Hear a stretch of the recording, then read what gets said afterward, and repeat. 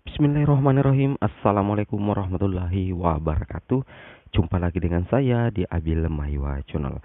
Jadi teman-teman, di video kali ini kembali lagi kita akan melanjutkan part ketiga soal P3K guru berdasarkan kisi-kisi file FR dan kisi-kisi tahun 2021. Jadi ini ditunjukkan untuk rekan-rekan guru honorer yang akan mengikuti seleksi P3K guru di tahun 2021, khususnya di tahap kedua dan tahap yang ketiga. Dan ini bisa dipelajari oleh rekan-rekan guru untuk kompetensi teknis untuk guru SD dan guru bidang studi lainnya, seperti itu. Nah, tanpa berbasa-basi lagi, kita melanjutkan di nomor 15 di part yang ketiga ini ya. Di video kali ini sudah ada dua part sebelumnya, yaitu part pertama dan part kedua.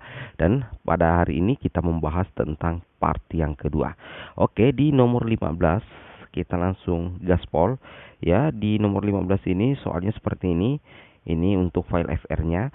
Penulisan daftar pustaka yang benar adalah, diperhatikan ya, di sini soalnya mengatakan penulisan daftar pustaka yang benar adalah A, B, C, D, dan E.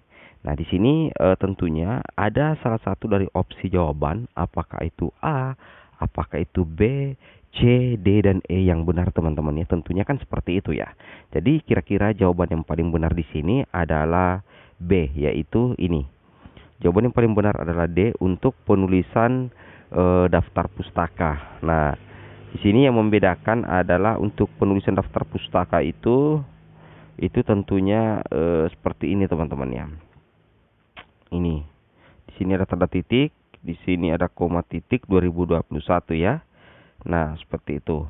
Nah, lantas apa yang membedakan antara bagian B dengan bagian C? Yang membedakan itu di sini. Kalau di bagian C itu Suryani titik. Kalau di bagian B itu yang benar adalah Suryani baru koma Dwi ya. Titik 2021 seperti itu. Nah, jawabannya yang tepat adalah B. Di sini kita bisa lihat pembahasannya atau alasan atau penjelasan sehingga kenapa jawabannya bisa B.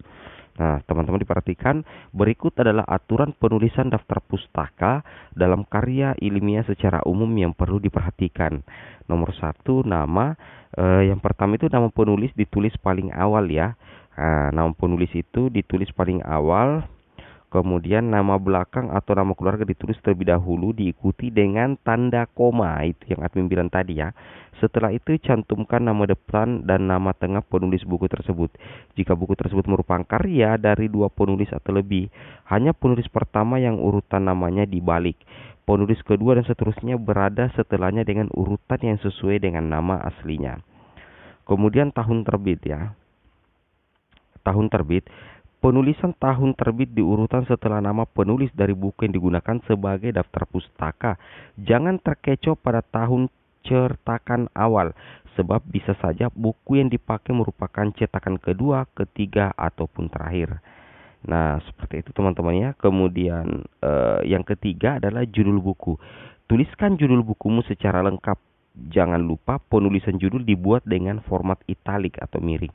Nah, untuk penulisan judul buku itu dituliskan secara lengkap teman-teman ya, dan harus penulisan judul itu dibuat dengan penulisan italik atau miring seperti itu.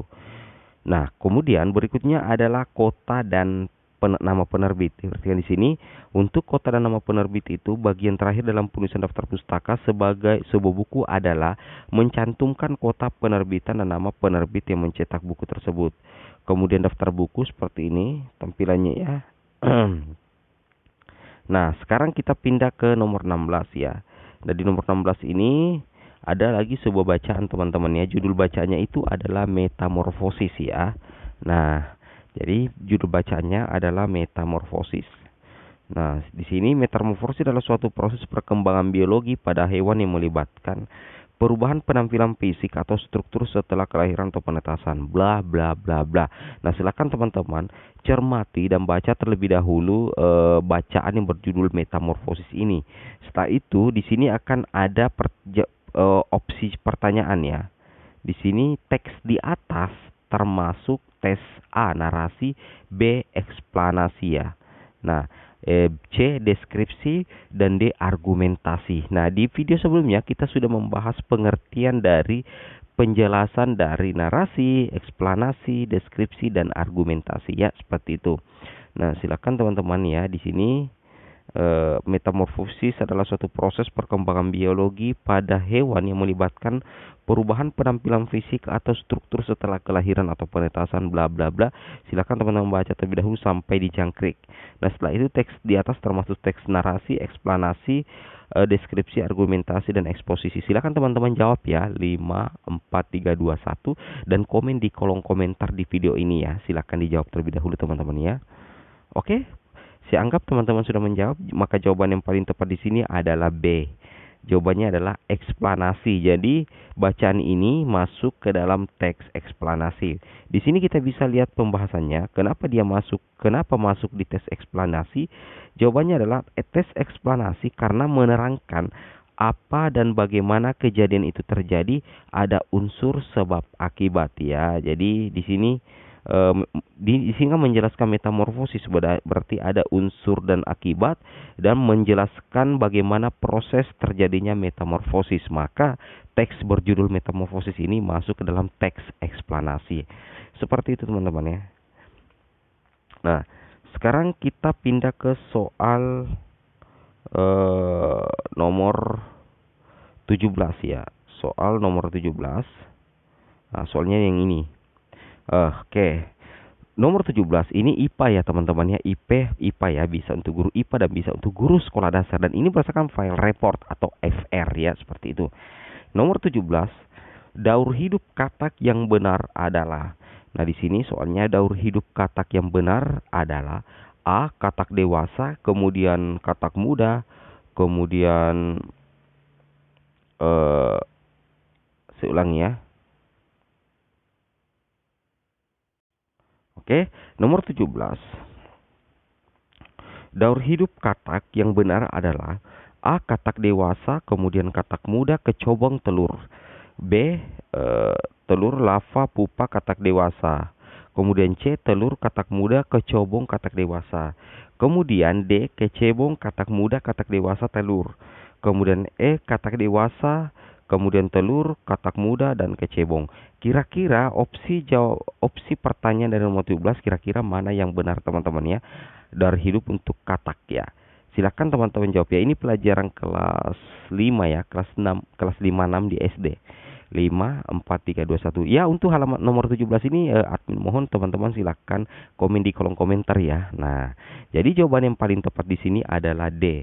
Jadi daur hidup katak yang benar itu adalah D, yaitu kecebong, kemudian berubah menjadi katak muda, katak dewasa, dan telur, seperti itu. Nah, sekarang diperhatikan di sini alurnya ya. Ini alurnya teman-teman ya. Nah, telur, kecebong, katak muda, dan katak dewasa, seperti itu ya.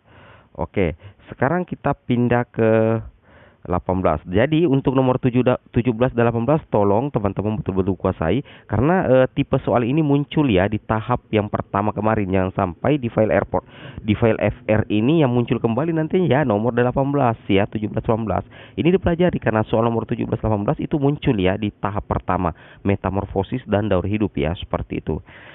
Kemudian nomor 18 seperti ini soalnya teman-teman ya. Nah, daur hidup lalat yang benar adalah. Nah, di sini dikatakan daur hidup lalat yang benar adalah A. Lalat dewasa, lalat muda, pupa, dan telur. B. Telur, larva, pupa, lalat dewasa. Kemudian C. Telur, lalat muda, pupa, dan lalat dewasa. D. Larva, pupa, telur, dan imago. Kemudian E. Lalat dewasa, telur, larva, dan pupa. Silakan coba teman-teman aku jawab ya. Kira-kira mana opsi jawaban yang paling tepat untuk nomor 18? Ini masuk di tahap pertama kemarin teman-teman ya. Ini masuk di tahap pertama. Nah, apakah A, B, C, D, dan E? Maka silakan teman-teman ya, 5, 4, 3, 2, 1. Daur hidup lalat yang benar adalah apa teman-teman ya? Komen di kolom komentar ya. Seperti itu. Nah, jawaban yang paling tepat di sini adalah B teman-teman ya, yaitu telur, larva, pupa, lalat dewasa. Itu adalah daur hidup lalat yang benar, dan ini masuk ke dalam kategori metamorfosis tidak sempurna teman-teman ya. Metamorfosis tidak sempurna. Nah, jawabannya seperti ini, opsinya seperti ini. Ini pembahasannya teman-teman ya.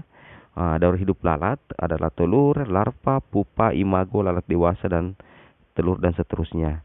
Mulai dari telur, kemudian larva, kepompong, dan lalat dewasa. Itu metamorfosisnya lalat ya, seperti itu. Dan ini ternyata itu masuk juga adalah metamorfosis sempurna teman-teman ya. Kemudian lagi-lagi ya, nomor 19 di sini soalnya nomor 19.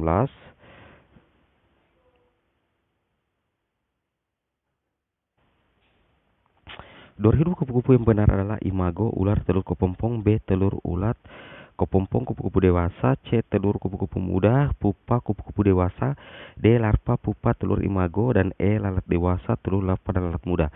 Silakan teman-teman komen terlebih dahulu di kolom komentar apa jawaban dari daur hidup kupu-kupu yang benar. 5, 4, 3, 2, dan 1. Maka jawaban yang paling benar adalah B, yaitu telur ulat, kepompong, dan kupu-kupu dewasa, seperti itu. Jadi jawabannya adalah B teman-teman ya. Nah di sini diperlihatkan daur hidupnya mulai dari telur, larva ulat, pupa atau kepompong, imago atau kupu-kupu dewasa, dan seterusnya, seperti itu. Kemudian kita pindah ya, ini alurnya teman-teman ya, alur dari kupu-kupu tadi itu, metamorfosis atau daur hidup dari kupu-kupu. Kemudian nomor 20, daur hidup semut yang benar adalah. Nah, di sini jadi jangan diremehkan ya, untuk metamorfosis atau daur hidup hewan itu pasti muncul nanti di tahap 1. Itu masuk di kategori kompetensi teknis profesional ya. Jadi pelajari ya file FR ini teman-teman ya. Nah, soalnya di sini seperti ini.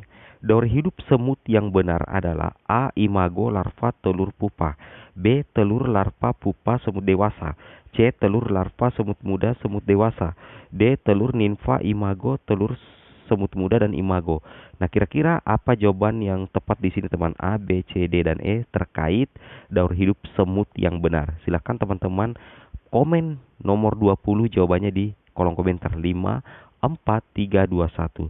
Nah, jawaban yang benar adalah B, yaitu B, telur, larva, pupa, semut dewasa. Itu adalah daur hidup semut yang benar. Nah, di sini kita bisa melihat gambarnya terkait daur hidup semut teman-teman. Ini ada gambar-gambarnya. Jadi memang jawaban yang paling tepat di sini adalah B teman-teman ya. Seperti itu. Kemudian nomor 21, dan ini adalah masuk di nomor terakhir di part ketiga kita ya.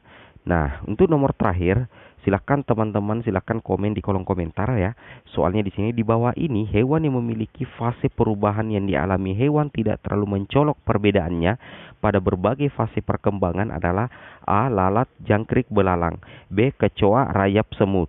C, kutu daun, kemudian kepik, jangkrik. D, capung, semut, jangkrik. E, belalang, jangkrik, kumbang ya. Jadi silakan teman-teman komen dulu di kolom komentar. Kira-kira mana hewan di bawah ini yang memiliki fase perubahan yang dialami hewan yang tidak terlalu mencolok perbedaannya pada berbagai fase perkembangan ya. Seperti itu teman-teman ya.